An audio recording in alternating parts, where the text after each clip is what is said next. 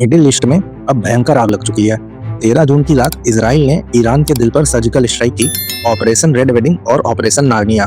ये सिर्फ ऑपरेशंस के ही नाम नहीं बल्कि एक मैसेज भी था कि तेहरान को डरा दिया जाए। टारगेट्स नतांज और इस्फहान के न्यूक्लियर प्लांट्स, तेहरान के आसपास के मिसाइल बेसेस और ईरान के टॉप न्यूक्लियर साइंटिस्ट। ये इजराइल का पहला पंच था जो ईरान को घुटने टेकने पर मजबूर करने के लिए था।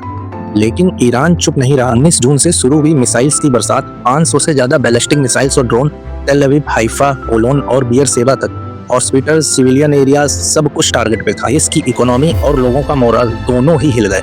ये था ईरान का जवाब, एक ऐसा जवाब जो पूरा रीजन हिला दे। फिर एंट्री होती है अमेरिका की। 22 जून को ऑपरेशन मिडनाइट हैमर लॉन्च होता है। यूएस एयर फोर्स के B-2 बॉम्बर्स और नेवी के सबमरीन से छोड़ी गई बंकर बस्टर्स बॉम्ब्स और Tomahawk cruise missiles. Target Fordow, Natanz और इस्फहान के न्यूक्लियर साइट्स। प्रेसिडेंट ट्रंप का कहना है कि ईरान का न्यूक्लियर प्रोग्राम अब पूरी तरीके से खत्म हो चुका है, लेकिन ग्राउंड रिपोर्ट्स के हिसाब से सिर्फ एक साइट पूरी तरह डिस्ट्रॉय हुई है, बाकी दोनों पार्शियली डैमेज है। इसी बीच ईरान ने एक सिंबॉलिक वार्निंग दी। 23 जून को operation glad tidings of victory. US के AI उडाइड एयरबेस कतार पर missile strike. Air defence active थे, इवैक्यूएशन पहले हो चुकी थी, कैजुअलिटीज 0, लेकिन मैसेज क्लियर था कि हम सीधा अमेरिका को टारगेट कर सकते हैं। और फिर डिप्लोमेसी का खेल शुरू हुआ। कतार के मीडिएशन और ट्रंप की पर्सनल इन्वॉल्वमेंट के बाद 24 जून की सुबह सीज फायर अनाउंस होता है। ऑफिशियली 12 दिन की ये वॉर खत्म होती है, लेकिन ये सच है कि ये सिर्फ एक पॉज है। सीज फायर फ्रेजाइल है। हर दिन टीवी और सोशल मीडिया पर थ्रेट्स, मिलिट्री अलर्ट्स पर है।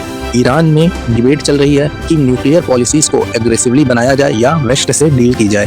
तो सवाल ये है, क्या ये शांति सिर्फ एक कूलिंग पीरियड है?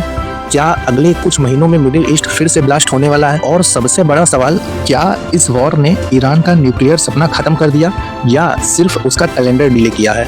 सच ये है कि जो शांति आज दिख रही है वो कल किसी मिसाइल्स की गूंज में खत्म हो सकती है, क्योंकि मिडिल ईस्ट का इक्वेशन ही है ये एक टिकिंग टाइम बॉम्ब की तरह है जिसकी घड़ी अभी भी चल रही है।